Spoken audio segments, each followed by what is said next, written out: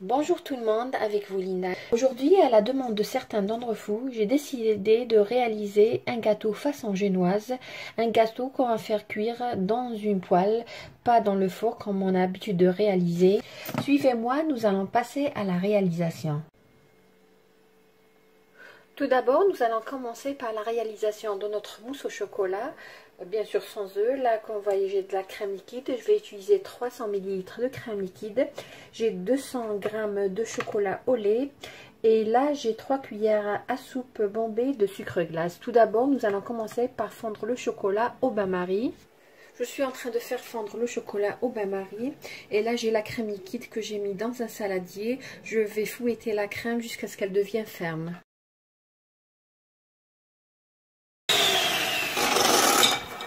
Comme vous voyez là, elle n'est pas encore très ferme. Je vais ajouter le sucre glace et je vais fouetter. Le chocolat a refroidi, je vais l'ajouter, l'incorporer en 2 fois. Voilà notre mousse au chocolat, elle est prête. Là, je vais tout simplement la mettre dans le réfrigérateur jusqu'au moment de l'assemblage. Là, je suis en train de préparer le sirop. J'ai 200 ml d'eau à laquelle j'ai ajouté 100 g de sucre. Je vais laisser bouillir quelques minutes et juste avant d'éteindre, je vais ajouter à peu près une demi-cuillère à café de vanille. Pour la réalisation de notre génoise, j'aurai besoin ici de farine. J'ai à peu près 250 g de farine tamisée. Là, j'ai un paquet de levure chimique, une cuillère à café de vanille, 3 cuillères à café de cacao. J'ai 4 œufs, 180 ml de lait, 120 ml d'huile et à peu près entre 100 à 120 g de sucre. Nous allons passer à la réalisation. Là, dans un saladier Provence, je vais mettre les œufs. Je vais ajouter le sucre et je vais battre au fouet électrique jusqu'à ce que le mélange devienne crémeux et double de volume.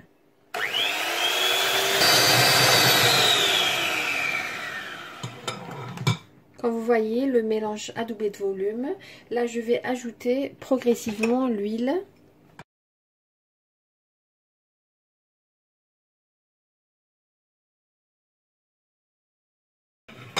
Je vais ajouter le lait par petite quantité aussi.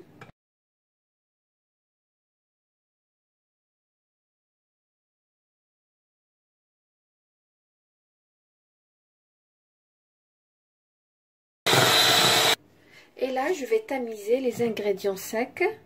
On va commencer par la farine. C'est très important de tamiser la farine pour aérer.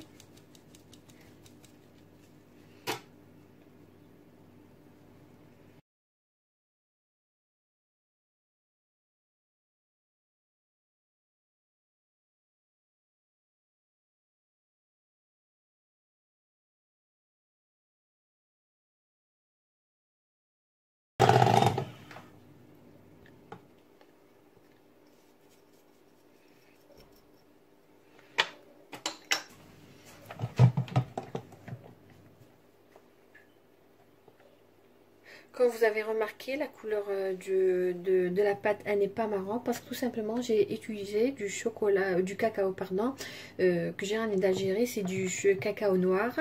Là, comme vous voyez, j'ai une poêle à peu près, le diamètre est de 24 cm. C'est une poêle non adhésive. Il est très important pour la première galette de notre génoise. Je vais beurrer un petit peu ou mettre un peu d'huile. Voilà, pour que ça colle pas. Et après, par la suite, nous allons rien mettre. Nous allons juste mettre la pâte à chaque fois. À petit feu. Je vais allumer à petit feu. Je vais chauffer un petit peu la poêle. Là, je vais mettre la pâte. Je vais mettre l'équivalent. Là, j'ai pris une louche assez grande, comme vous voyez. Je vais mettre à peu près la première. Ensuite, à peu près l'équivalent de 2 louches. Bien étaler la pâte.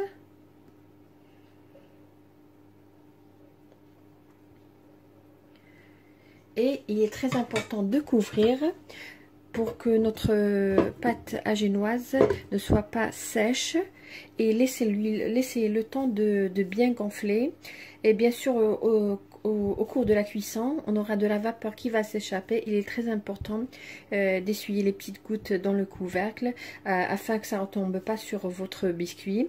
Là, l'équivalent à peu près pour la cuisson, c'est à peu près 5 minutes. Voilà, comme vous voyez, ça commence à faire des bulles. Là, à l'aide du spatule, je vais essayer de la décoller un petit peu. Voilà, comme vous voyez, elle est cuite. Là, ce que je vais faire, je vais la renverser dans une assiette et la remettre dans la poêle pendant quelques secondes. Voilà. Voilà. Je vais nettoyer la poêle et la remettre.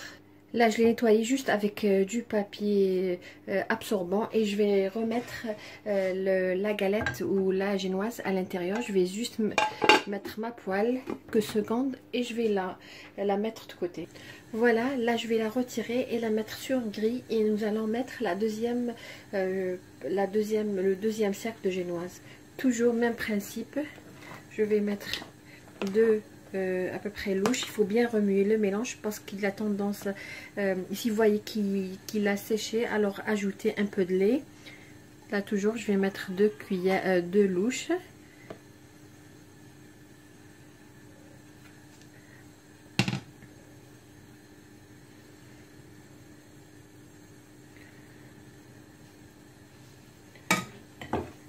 Voilà.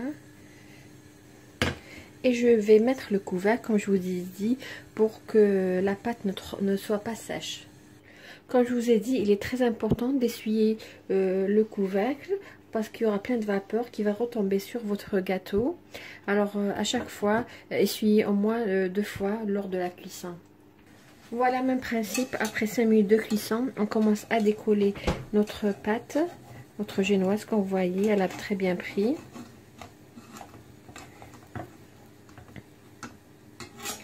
Il est très important de ne pas laisser cuire très longtemps parce que tout simplement il y a du cacao, et le cacao, comme on sait, ça brûle facilement, que ce soit dans le four ou dans une poêle.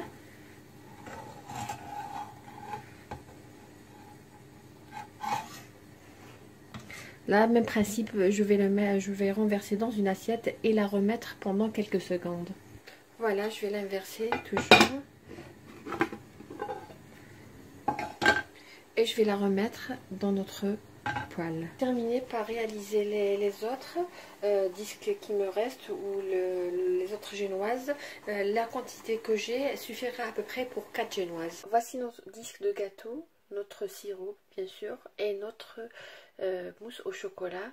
Nous allons passer au montage. Nous allons commencer par imbiber les disques avec le sirop. Voilà, nous allons prendre du sirop.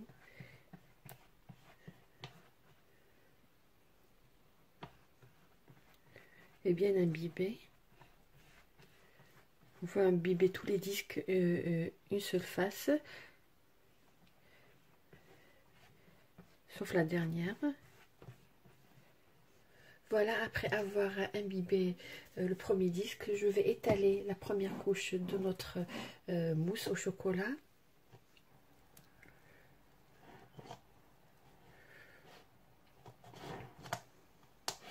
Je vais mettre le deuxième disque.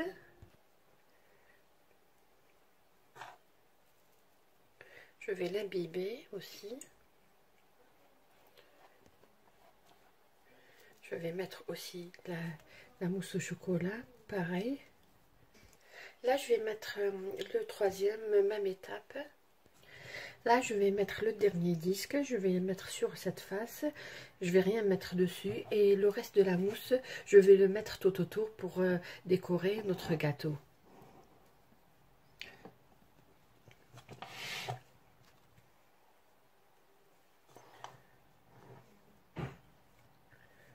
J'ai terminé par décorer, ou tout simplement mettre la crème, la mousse au chocolat tout autour. Là, je vais le remettre dans le réfrigérateur pendant à peu près 15 à 20 minutes.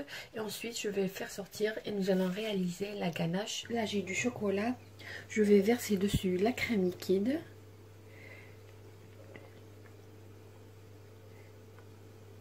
Je ne vais pas mélanger jusqu'à ce que le chocolat soit fondu.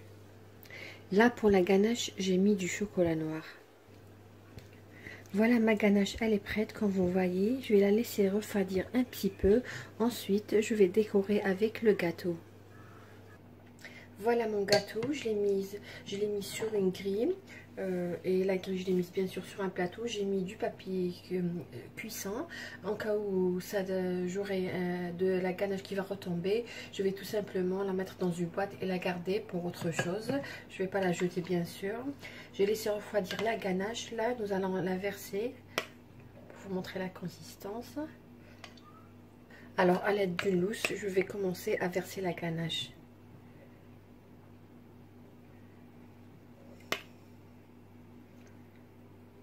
Et bien sûr, je vais la laisser retomber sur les bordures. Assurez-vous que tout est couvert.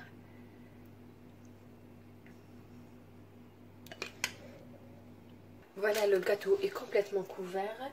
Je vais le laisser prendre un petit peu et ensuite nous allons le décorer avec ce qui est disponible à la maison. Vous pouvez émietter un peu de noix de coco sur les extrémités ou du pistache, mettre des amandes sur les côtés. Vous êtes libre de décorer votre gâteau. Voilà notre gâteau au chocolat, comment il se présente. Je l'ai décoré avec quelques macarons que j'avais à la maison et avec des décorations de cupcakes, du chocolat que j'ai acheté dans le commerce.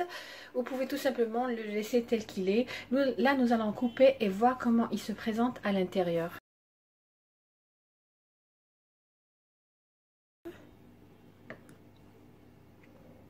Comme vous voyez, la ganache est encore tendre.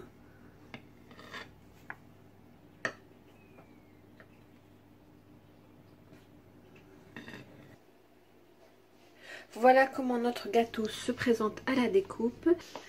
Il est moelleux, bien aéré. Voilà. Voilà, j'espère que vous avez aimé la recette que j'ai réalisée pour vous aujourd'hui, qui était un gâteau sans four, cuit à la poêle avec une ganache au chocolat et une mousse au chocolat sans œufs. Si vous avez aimé ce que j'ai réalisé, n'hésitez pas à liker ma vidéo et à laisser un commentaire. Si vous avez envie que je vous réalise une recette d'un gâteau, n'hésitez pas à poster ça en commentaire.